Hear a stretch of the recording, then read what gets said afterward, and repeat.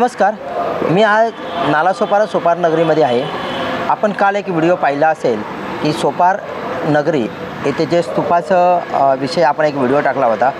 याविषयी तर्कवितर्क तर अनेक आहेत, पण गेल्या अनेक वर्षापासून अनेक लोक याचा पाठपुरावा करत आहेत. पण खरोखरच श्रेय कोणाला जातं आणि हे कशा पद्धतीने काम आहे ह्याविषयी आपण आपले माजी नगरसेवक नरेश जाधव यांच्याशी चर्चा करणार आहोत. जाधव साहेब, काय सांगाल की जे आता बौद्ध स्तूप आहे आणि अनेक वर्षाची ते व्याख्यात आहे आणि त्याचं सुशोभीकरणाचं काम चालू आहे. कालच आमदार राजेश नाईक यांचा तिथे पाणी दौरा होता. पुरातन खात्याचे अधिकारी शिंदे तिथे आले होते. काय सांगाल, काय कशा पद्धतीने त्याचा पाठपुरावा आहे? त्यांनी जो काय बौद्ध स्तूपाबद्दलची माहिती सांगितलेली आहे तो प्रख्यात असा हा बौद्ध स्तूपाची माहिती वेगळ्या पद्धतीने आहे. इसवी सन पूर्व 2569 वर्षापूर्वीचा आहे.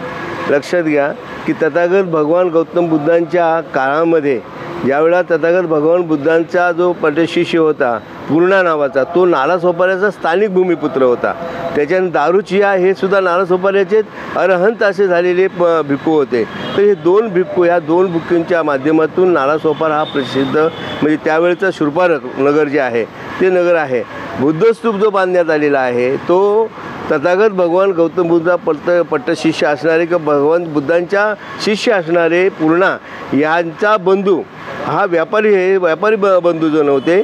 परंतु मलबार येथे झालेल्या दुर्घटनेमध्ये जहाजाच्या चंदनाची लाकडाने बांधलेला हा जो स्तूप आहे त्या स्तूपाचं उद्घाटन करण्यापूर्वी तथागत भगवान गौतम बुद्ध आपल्या इकडे आले होते आणि त्याचा या ठिकाणी आपल्याला बुद्धस्तूप दिसतो. पण हा बुद्धस्तूप कधी दिसला आहे हे पण त्याच्यामध्ये हा इतिहासामध्ये प्रामुख्याने आलं पाहिजे.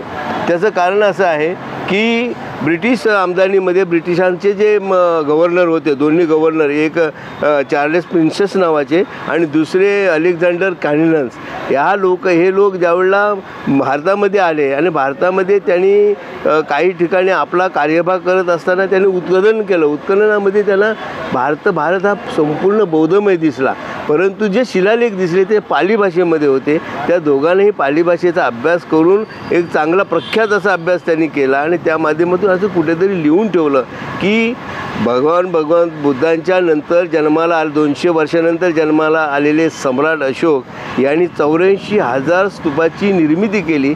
त्यापैकी एक कुठेतरी कोकण अपरांताची राजधानी जी आहे आता शूरपानकर असे जे बोललं जातं तिथे कुठेतरी आहे असं लिहून ठेवलं होतं. आणि त्या लिहून ठेवल्यामुळे आपल्याला एक गुजराती होते डॉक्टर भगवानलाल इंद्रजीत, हे भूगर्भशास्त्रज्ञ होते आणि ते व्यापारी होते. त्यांनी ह्या स्तूपाचा शोध 1882 लावला. 1882 त्यांनी ह्या स्तूपाचा शोध लावल्यानंतर बरोबर आता तुम्हाला जे स्तूपाचे 2 भाग दिसतात त्या 2 भागामध्ये त्यांनी बरोबर मध्य भागावरती 9 एप्रिल 1882 ते 23 एप्रिल 1882 याच्यामध्ये या 13 दिवसामध्ये त्यांनी उत्खनन केलं. 23 फूट खाली गेल्यानंतर त्यांना आपल्या दगडाची पेटी भेटली आणि त्या दगडाच्या पेटीमध्ये एक चांदीची पेटी होती आणि त्या चांदीच्या पेटीमध्ये तथागत भगवान बुद्धांच्या 9 मूर्त्या होत्या. हिरे, माणके, मोती, सोने अशा प्रकारच्या 9 करंड्या तिथे मिळाल्या. त्या आजही आणि एक क्रिस्टल म्हणजे एक हिरा मोठा, ती आजही ॲस्थेटिक सोसायटी चर्चगेट या ठिकाणी जतन करून ठेवलेले आहे. ते तुम्हाला पाहायला मिळतील तुम्ही कधीही गेला तर. परंतु इतिहासामध्ये हा भग्न झालेला जो काय स्तूप होता त्याची निर्मिती फ्रेंच चार्जेस यांनी लिहून ठेवलेली आहे की निदान तो इसवी सन पूर्व 160च्या कालावधीमध्ये निर्मिती झालेली आहे. जे चंदनाचं विहार होतं त्या विहारावरती तथागत भगवान गौतम त्या बुद्धांनी त्याचं उद्घाटन केलं. तदनंतर सम्राट अशोकाने त्या चंदनाच्या विहारावरती हा स्तूप बांधण्यात आलेला आहे. आता स्तूप बघण्याचं तुम्हाला माहिती आहे संपूर्ण भारतामध्ये मधला हा संपूर्ण बौद्ध धम्म हा नष्ट झाला होता. परंतु तो नष्ट झाल्यानंतर डॉक्टर बाबासाहेब आंबेडकरांनी ह्या धम्माला पुनर्जीवित केलेला आहे. पण तत्पूर्वी हजारो वर्षाचा हा भग्नावस्थेत असणारा जो स्तूप आहे याची जे कार्यक्षेत्र म्हणजे जो संपूर्ण जे परिसर होता हा 7 हेक्टर जमीन होती. परंतु दुर्दैवाने सगळ्यांनी अतिक्रमण केलं काही लोक शेतकऱ्यांनी अतिक्रमण केलं, काही इतर समाजाच्या लोकांनी अतिक्रमण केलं आणि आमच्या ह्या ठिकाणी तत्कालीन नालासोपाऱ्याचे नगरसेवक नितीन शेलार यांनी आपल्या त्यावेळेचे रेल्वे मंत्री आदरणीय राम नाईक यांच्या माध्यमातून याचं संरक्षण भिंत घालून गेली. ती 3.25 एकर जागा आहे आत्ता. आणि त्या माध्यमातून मग 1990च्या शतकामध्ये या स्तूपाकडे लोक हळूहळू यायला लागले. त्या अगोदर या स्तूपाचे काय झाले, आपल्या बौद्ध समाजाचे महापौर असणारे पी टी बोराळे आणि त्या पी टी बोराळेने 1962ला ह्या स्तूपाच्या जवळ स्वतः मुंबईवरून इथे येऊन त्यांनी वंदना केले, त्रिशरण पंचशील घेतलेलं आणि तिथपासून हळूहळू या स्तूपाकडे लोक जाऊ लागले. तत्पूर्वी हा स्तूप म्हणजे प्रेमी युगलांचं ठिकाणा होता, गरदाळू लोकांचे ठिकाणं होता, गुरे म्हैशी चरत होती. परंतु तदनंतर 90व्या शतकात आपल्या नितीन शेलार साहेबांनी या प्रकारे हे घेतलं म्हणजे कुंपण घातलं आहे. आणि हळूहळू मी स्वतः 1995 पासून ह्या ठिकाणी कार्यरत आहोत. 1995 नंतर या स्तूपाला चांगलं वेटे झालं. यापूर्वी आपले कैलासवासी सदानंद भातनकर हे समता सैनिकाचे अध्यक्ष, समता दलाचे अध्यक्ष होते. ते सुद्धा दरवर्षी बौद्ध पौर्णिमेला या ठिकाणी वंदना घ्यायचे. ते गळाभर गवतामध्ये संपूर्ण जंगल असायचं. या ठिकाणी आत्ता जे तुम्हाला प्लांटेशन केलेलं आहे ते आम्ही 2022ला केलेलं प्लांटेशन आहे, आमच्या हस्ते झालेलं आहे. आणि ह्या स्तूपाच्या संपूर्ण विकासासाठी लोकनेते आमदार हितेंद्र ठाकूर यांनी जवळजवळ 5 कोटी देण्याचं मान्य केलेलं आहे महानगरपालिकेच्या माध्यमातून. कारण तसा GR आहे, तसं महासभेमध्ये आपल्याला पास करून घेतला, ठराव पास झालेला आहे. आणि त्या ठरावाच्या माध्यमातून जरी आपल्याला इकडे काही करता येत नसलं तरी आमचे त्यावेळेचे महापालिकेचे महापौर नारायण मानकर साहेब, उपमहापौर रुपेशदादा जाधव या लोकांनी आणि आमदार क्षितिजदादा यांनी दिल्लीला जाऊन आर्कॉलॉजी डिपार्टमेंटच्या उषा मेहता नावाच्या ज्या ह्या होत्या, त्यांच्या डायरेक्टर होत्या, त्यांच्याकडे जाऊन हे केलं की या स्तूपाचं पुनर्जीवन करा. आणि त्यांच्या माध्यमातून डॉक्टर राजेंद्र यादव यांनी हे परिक्रमा आणि स्तूपाची पुनर्निर्माणाच्या त्यापूर्वी 2012ला डॉक्टर चव्हाण नावाचे या ठिकाणी अधीक्षक होते. त्यांनीसुद्धा याचं उत्खनन केलं 5 फूट. आणि त्या 5 फुटाचं उत्खनन झाल्यानंतर आत्ताचे जे 9 तुम्हाला चैत्य दिसतात, ते गोल गोल दिसतात ना, ते चैत्याला आमच्या बौद्ध भाषेमध्ये चैत्य बोललं जातं. हे चैत्य म्हणजे काय की जे भिक्खू अरहंत होऊन त्याच जागेवरती निर्वाण पावत होते, म्हणजे त्यांचा आता मराठी भाषेत मृत्यू म्हणतो आपण, तर त्यांच्यावर आता आपण कोकणामध्ये तुम्हाला माहिती थडगे सगळे असतात आपल्या घराच्या समोर. एक आई वडिलांचं एक हे असतं म्हणजे अस्थि विसर्जन करून तिथे मग अस्थिची पूजा केली जाते. तसं त्याला चैत्य असं म्हटलं जातं. बौद्ध धर्मामध्ये त्याला चैत्य बोललं जातं. तर ते चैत्य, ते 9 चैत्य आज आपल्याला 2012ला उत्खननामध्ये मिळाले आहेत. अनेक प्रकारच्या भांड्यांचे थोडे काठ बीट असे तुकडे मिळालेले आहेत. तेही आज आशियाटिक सोसायटीमध्ये ठेवलेलं आहे.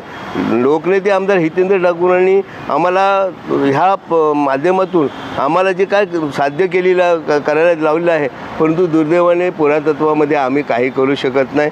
अनेक वेळा आम्ही मग आमचे डॉक्टर यादव असतील, चव्हाण असतील, त्याच्यानंतर शेवटचे आता आले ते डॉक्टर राजेंद्र यादव, त्यांचीही बदली झाली, त्यांनी काम केलं.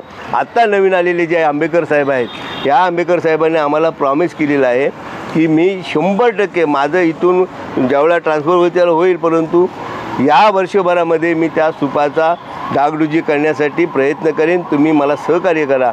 आम्ही आमदार क्षितिजदादा ठाकूर, आमदार हितेंद्र ठाकूर जरी ते आज आमदार नसले तरी त्यांच्या माध्यमातून या विकास कामामध्ये जास्तीत जास्त कशा पद्धतीने विकास करता येईल त्यांच्याबरोबर आमची ही संघटना चालू आहे.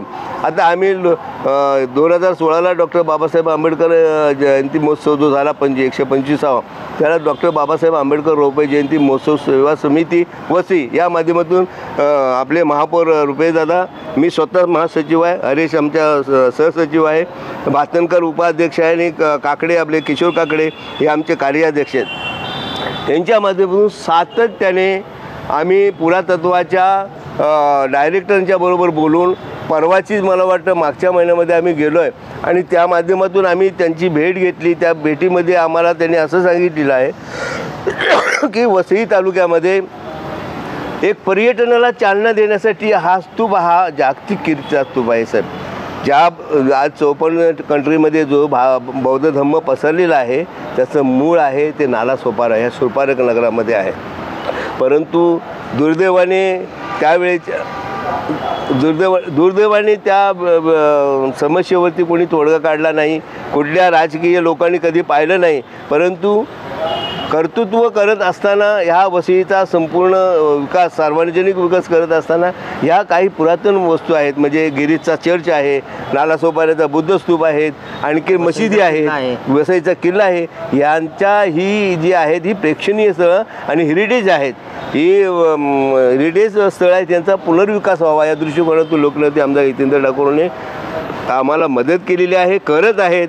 आणि ही जी आता आम्ही बसलेली वास्तू आहे ही 2.25 कोटीची वास्तू या ठिकाणी निर्माण झालेली आहे. जगातील म्हणजे भारतातील सगळ्यात उत्कृष्ट अशी या ठिकाणी वास्तू निर्माण होते आहे. बाजूला जे समाज मंदिर आपलं आहे हे जवळ 1 करोडचं समाज मंदिर आहे. ते आता तुम्ही पाहिलं की बौद्ध लोक त्या ठिकाणी वंदना घेत आहेत आणि त्या माध्यमातून हे जे काम केलेलं आहे हे लोकनेते आमदार हितेंद्र ठाकूरने केले. आता आमच्या बुद्ध स्तूपाच्या संदर्भात अनेक लोक सांगतात, मी तुम्हाला 100% सांगतो की त्याची खरी जी सिक्युरिटी केलेली आहे ती नितीन शेजारने केली. परंतु त्यानंतर ह्याचं पुनर्जीवन कसं करता, पुनरुत्थापन कसं करता येईल आणि त्या माध्यमातून 2021पासून आम्ही त्या ठिकाणी सतत आणि 2018पासून आम्ही राबतच आहोत. परंतु त्याची जी सुधारणा होत चाललेली आहे आता ती 2021पासून झाली. तदनंतर त्या ठिकाणी सामनर शिबिर झालं, तिथे अनागारिक शिबिर झालं, धम्म परिषद झाली आणि त्या सगळ्या कार्यक्रमाला लोकनेते आमदार हितेंद्र ठाकूर आणि आमचे आलेले आहे. ती ही अशी स्थिती त्या ठिकाणी आहे. तुम्हाला कालची जे मी तुमची मुलाखत ऐकली त्या मुलाखतीमध्ये जे जे काय सांगितलं ते आज आमच्या या ठिकाणी लिखित आहे. मी आदरणीय आपल्या महाराष्ट्राचे मुख्यमंत्री देवेंद्रजी फडणवीस यांच्याकडे हे लेटर पाठवलेले आहे, तुम्हाला इथे दिसेल. त्यानंतर आम्ही आदरणीय सांस्कृतिक मंत्री आशिष शेलार यांच्याकडे लेटर पाठवलं, त्यांचासुद्धा सहीनुसार आम्हाला त्यांचं ॲक्नॉलेजमेंट मिळालेलं आहे. त्यानंतर उपमुख्यमंत्री एकनाथ शिंदेजी यांच्याकडे ही लेटर आम्ही पाठवलं आणि त्यांनी मला स्वतः लेटर पाठवलेलं आहे. तर ही सर्व ही फाईल आहे ही बघा, ही आम्ही महाराष्ट्र शासनाच्या प्रशासकीय कार्यालयामध्ये स्वतः जाऊन हस्ते आम्ही या ठिकाणी ही पत्र पोचवलेली आहे. आदरणीय जे आमच्या वसई विरार शहर महानगरपालिकेचे जे आयुक्त होते त्यांनीसुद्धा हे काम करण्यासाठी प्रथम प्रायोरिटी दिलेली आहे आणि त्यांचेही आम्ही आभार मानतो. पण अशा ह्या सगळ्या गोष्टी आम्ही करत असताना कोणतरी येतो आणि सांगतो की ज्याने कधी बौद्ध धम्म आत्मसातच केला नाही, मी या 1 वर्षाबरोबर याचा पुनर्स्थापन करेल म्हणून सांगितलं. जे कोण आहेत मला नाव नाही माहिती त्यांचं, जे सांगितलं ते सतीश बोंडवे नाही, ते कोण असतील ते मला माहिती नाही. पण त्याला काही माहितीच नाही. राजवाडा होता हे राजवाडा असं नाही आहे. पोरा इतिहास तुम्ही वाचला पाहिजे आणि त्याचं मनन करायला पाहिजे. आज एवढे जर तुम्ही या ठिकाणी स्थानिक भूमिपुत्र असताना तुम्हाला जर खरोखर कळकळ असती तर 1000 वर्ष ही अशी मातीत पडलेली नसते. तुम्ही ते करून दिलं असतं. करायला काही हरकत, जशी तुम्ही मंदिरे करता, चर्च करता, हे सुद्धा तुम्हाला करता आलं असतं. परंतु केवळ ते बुद्ध स्तूप आहे म्हणून केलेलं नाही. आणि आता छाती ठोकून सांगतात की ते आम्ही असं करू तसं करू. कारण आमदाराने तुझं सांगितलं आहे पौर्णिमा मागच्या महिन्यातली गेलेली आहे, आता या 15 दिवसात पौर्णिमा येणार आहे, काहीतरी चेंजेस मी करून दाखवतो म्हणून सांगितलं असेल. आम्ही वाट बघतोय कधी करतात ते. त्यांचं 26 जानेवारी संविधान दिन आहे. नाही, 26 नोव्हेंबरचा संविधान दिन असतो. 26 नोव्हेंबर हा 26 नोव्हेंबर 1949 रोजी आपली राज्यघटना आपल्या केंद्र शासनाच्या मंडळाला दिलेली आहे आणि 26 जानेवारी 1950 पासून लोकशाही आपल्याकडे प्रसारित झालेली आहे, असा तो त्याला भाग आहे. तर 26 नोव्हेंबर आता उद्या परवा येतो आहे, 8 दिवसापूर्वी. आज तारीख येते 12 तारीख आहे. 12 आणखी 14 दिवस, 26 म्हणजे 14 दिवसात काय होऊ शकणार नाही. कारण इथे काय आहे, आता त्यांनी सांगितलं की मी पाण्याचा, याच्यामध्ये आम्ही पाण्यासाठी सुद्धा सांगितलेलं आहे. आपल्या महानगरपालिकेच्या आयुक्तांना हेही सांगितलं आहे की बाबा पाण्याची सोय व्हायला पाहिजे. ज्यावेळेला थायलंडमधून, ऑस्ट्रेलियामधून, सिंगापूरमधून, ब्रह्मामधून, भूतानमधून इथे लोक येतात, नालासोपारा स्टेशनच्या पास जवळ आले, पायातली चप्पल डोक्यावर घेतात आणि चालत ते बुद्ध स्तूपावर येतात. पण दुर्दैवाने त्या ठिकाणी पाण्याची सोय नाही, त्या ठिकाणी कुठल्या प्रकारची सोय नाही आहे, टॉयलेटची सोय नाही. आता टॉयलेटची सोय झाली आहे, पण टॉयलेटला गेल्यानंतर सध्या आम्हीच केलेली आहे साहेब. टॉयलेटची सोय झालेली आहे. हे सुद्धा आमच्या प्रयत्नाने म्हणजे आमच्या भारतरत्न डॉक्टर बाबासाहेब आंबेडकर सामाजिक शैक्षणिक सेवा संघ जो आहे वसईचा त्याच्या माध्यमातून आम्ही केलं आहे. आमचे अध्यक्ष महापौर रुपेदादा यांच्या माध्यमातून, लोकनेते आमदार हितेंद्र ठाकूर यांच्या माध्यमातून, क्षितिजदादा यांच्या माध्यमातून आम्ही ही केली लोकांना. आणि म्हणून टॉयलेटला जायचं तरी सोय झाली. आता पाण्याची सोय, आता पाण्याची सोय त्या ठिकाणी डायरेक्ट पाणी चढवू शकत नाही म्हणून ती टाकी जमिनीत घुसवायची आणि ती जमीन खोदावी लागते. म्हणून पुरातत्वाचा नियम आहे उत्खनन करताना कोणालाही इतर म्हणजे आर्कॉलॉजी शिवाय आर्कॉलॉजी शिवाय तिथे जराही एक पिन सुद्धा टोचू शकत नाही. अशा नियमामुळे ते आम्ही करू शकत नाही म्हणून ते पेंडिंग झालेलं आहे. त्यानंतरचा जो आपली परिक्रमा केली डॉक्टर राजेंद्र यादवनी त्याच्यात सुद्धा आपल्याला आता सिक्युरिटीसाठी ते करायचं आहे. स्तूपाची जोपासना अशीच राहावी कारण ते आपल्याला असे पूर्ण बुजवू शकत नाही आपण. तर ते लोकांना दिसलं पाहिजे की हे पुरातन आहे म्हणून त्याच्यावरती छप्पर आपल्याला घालायला पाहिजे कारण त्याची झीज होते दिवसेंदिवस त्याचे खचत चाललेलं आहे. कारण ज्यावेळेला 23 फूट उत्खनन झालं ना त्यावेळेला पंडित इंद्रजित भगवान यांनी सांगितलं की खाली मऊ माती आहे, वाळू आहे आणि ती वाळू सारखी खाली खचत जाते. त्यामुळे आजची ही दुरावस्था आहे. ही जर थांबवायची असेल तर शासनाने इथल्या स्थानिक महानगरपालिकेने त्याच्याकडे लक्ष द्यायला पाहिजे आणि हे जागतिक कीर्तीचं पर्यटन स्थळ म्हणून लोकांना त्याचा पुढे दाखवायला पाहिजे आणि त्या माध्यमातून त्या लोकांना स्थानिक लोकांना रोजगार मिळेल. लोक बाहेर देश विदेशातून लोक येतात. आपल्या महाराष्ट्रातील अनेक भागातून मराठवाडा विदर्भ इकडून लोक येतात. 6 डिसेंबरला येणारे अनेक लोक या ठिकाणी येतात पण दुर्दैवाने त्यांना कुठली सोय नाही. आमदार क्षितिजदादा ठाकूर यांच्या सांगण्यावरून झाडावर आम्ही लाईट लावलेली आहे. साहेब हे दुर्दैव आहे की आम्हाला झाडावर लाईट लावलं कारण आम्हाला ते परमिशन नाही तिथे कुठलं काही खांब कोवून त्याच्यावरती लाईट लावलं. साहेब आता कालचे जे आमदारांचे स्टेटमेंट पाहिले की तिथलं सुशोभीकरण झालं पाहिजे. अनेक वर्षांचा हजारो वर्षांचा जो इतिहास आहे तो लोकांपर्यंत पोचला पाहिजे आणि सोपार नगरी जी आहे ती अखंड जगाच्या नकाशावरती पोचली पाहिजे. यासाठी त्याचा पाठपुरावा फार करणं गरजेचं आहे कारण बहुजन विकास आघाडीची 5 वर्ष सत्ता नाही. आमदार बोलतात की आम्ही आता पाठपुरावा करणार आहे. ते काय वाटतं तुम्हाला? साहेब हे काय बोलायचीच कडेने बोलायचाच भात आहे. तो करावा आम्ही करणार आहोत हे म्हणण्यापेक्षा तुम्ही करण्याला सुरुवात करा कारण हे जागतिक कीर्तीचं केंद्र आहे. हे आजपर्यंत म्हणजे 2569 वर्षे झाले तरी इथल्या लोकांना माहिती नाही. या नालासोपाऱ्याचा इतिहास एवढा जबरदस्त आहे की या नालासोपाऱ्याला सोन्याचा आणि चामड्याचा व्यापार व्हायचा. जर मार्केटमध्ये तुम्ही भाजी आणायला गेला तर सोन्याचं नाणं द्यायचं आणि भाजी विकत घ्यायची एवढा हा इतिहास आहे.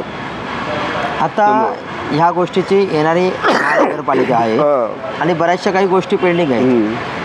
काही दिवसातच महानगरपालिकेचे जे रणशिंग फुंकलं जाणार आहे. गेली अनेक वर्ष महानगरपालिकेची बहुजन विकास आघाडीची सत्ता होती आणि काही वर्षापूर्वीच म्हणजे 1.5 वर्षापूर्वीच दोन्ही आमदार वसई 132 आणि 133 भाजप 1 वर्षापूर्वी भाजपने ही खेचून घेतलेली सत्ता आहे आणि आपली सत्ता आली तर काय परिवर्तन होऊ शकतं आणि काय सरकार? साहेब लोक असं म्हणतात भाजपची सत्ता आली किंवा भाजपचे तिन्ही आमदार इथे निवडून आले ते लोक सांगतात 35 वर्षात काय केलं. या नालासोपारा वसई विरारचा 35 वर्षापूर्वीचा इतिहास बघा. ज्यावेळेला मी 1990-95 नालासोपाऱ्यामध्ये आलो तर हा जो मेन स्टेशन रस्ता आहे हा मातीचा होता. नक्कीच आज वसई तालुक्यात पहिला डिवायडर झालेला रोड हा नालासोपाऱ्याचा आहे. नालासोपाऱ्याचे शेतकरी कामकरी हे बिल्डर झाले. नाल्याचं सोपाऱ्याचं नव्हे तर वसई तालुक्याचं इन्फ्रास्ट्रक्चर वाढलं. आज 26 माळ्याच्या बिल्डिंगी होतात. पाण्याचे 50 वर्ष पाणी पुरेल एवढं लोकनेते आमदार हितेंद्र ठाकूरनी पाणी आणून दिलेलं आहे. रस्ते झाले आहेत, गटारं झाले आहेत, स्ट्रीट लाईट झालेले आहेत, गार्डन झालेले आहेत. त्याचबरोबर वसईवरून भाईंदरला जोडण्यासाठी लागणारा जो ब्रिज आहे त्याचंही सँक्शन 11,000 कोटी काय झालेलं आहे.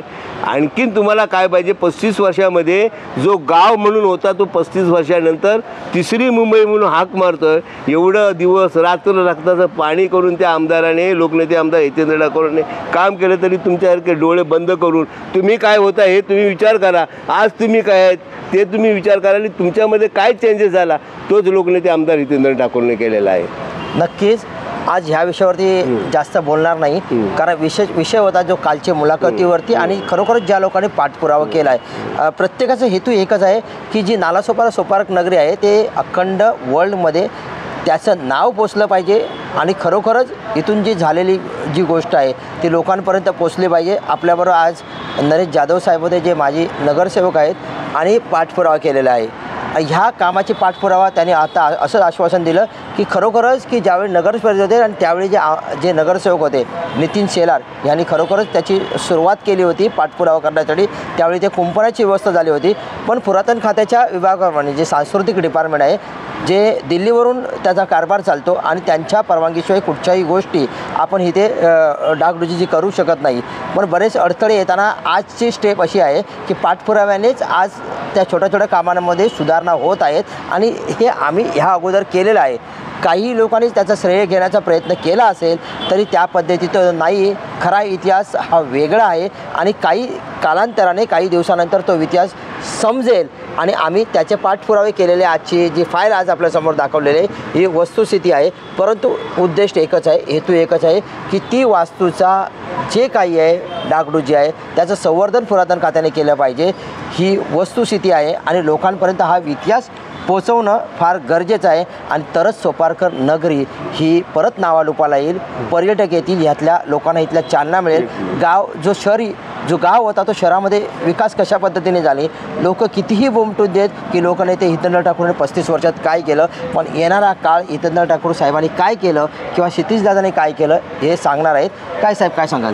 मी तुमचं जे म्हणणं आहे ना 100-200% खरं आहे की लोकनेते आमदार हितेंद्र ठाकूरनी गेल्या 35 वर्षामध्ये म्हणजे या ठिकाणी राज्यमंत्री आपल्या ताराबाई वर्तक होत्या, त्याच्यानंतर आमदार हितेंद्र ठाकूर या ठिकाणी निवडून आले आणि निवडून आल्यानंतर लहान वयामध्ये सुद्धा त्यांनी संपूर्ण महाराष्ट्रातील आमदारांबरोबर ते केलेली दोस्तीने त्या माध्यमातून इथला संपूर्ण विकास करत असताना आत्ता तुम्ही जे मला इथे या ठिकाणी सांगितलं त्या पद्धतीने लोकनेते आमदार हितेंद्र ठाकूरने पाण्याचा प्रश्न सोडवलेला आहे.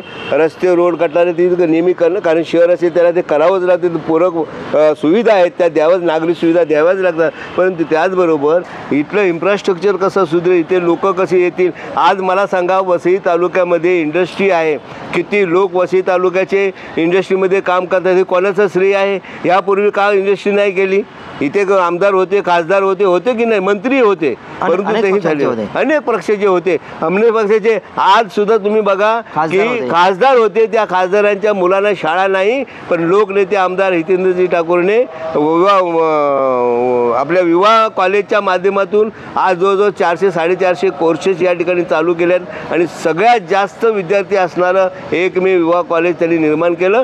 आदिवासी मुलांना मुंबईला न जाता विरारमध्ये शिक्षण मिळावं, तिथला कुठल्याही प्रकारचा ट्रॅफिक हे लागू नये म्हणून त्या ठिकाणी त्यांनी कॉलेज निर्माण केलेलं आहे. टेक्निकल कॉलेज त्या ठिकाणी स्थापन केलेलं आहे. अशा प्रकारचा विकास झालेला आहे. हॉस्पिटल थोडी का होत ना, परंतु हॉस्पिटल आहेत, बरेचसे डॉक्टर चांगले तज्ज्ञ या ठिकाणी आहेत.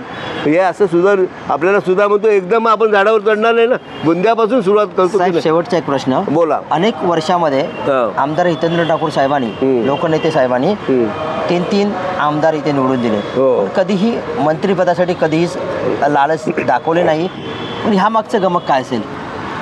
त्याचं गमक असं त्याच्यामध्ये काहीच नाही आहे. कारण सत्तेच्या ह्याच्यामध्ये जाऊन, पारड्यामध्ये जाऊन आपली जर शक्ती दाबायची असेल तर आपल्याला सत्तेबरोबर राहावं लागेल. परंतु सत्तेला मैत्रित्वाच्या नात्याने जाऊन आपल्या शक्तीने आपल्या विभागाचा, आपला एरियाचा विकास करून त्या ठिकाणी चांगल्यापैकी काम करता येईल अशा बरीच स्वतंत्र विचारधारा त्यांनी आत्मसात केली. त्याच्यामध्ये वाईट काय आहे? नक्कीच आपण पाहिलं असेल की प्रभास समाजावरती अनेक महानगरपालिकेच्या ज्या विषय आहे या निमित्ताने आपण इच्छुक उमेदवारांच्या मुलाखती चालू केल्या होत्या.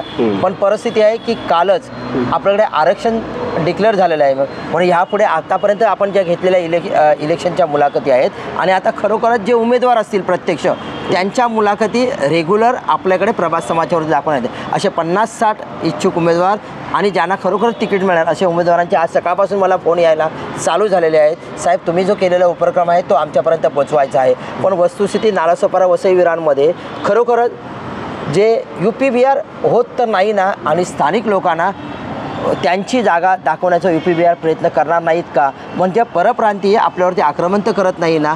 हा एक ज्वलंत विषय आपण छेडणार आहोत, पण काही दिवसानंतर. जय हिंद, जय महाराष्ट्र.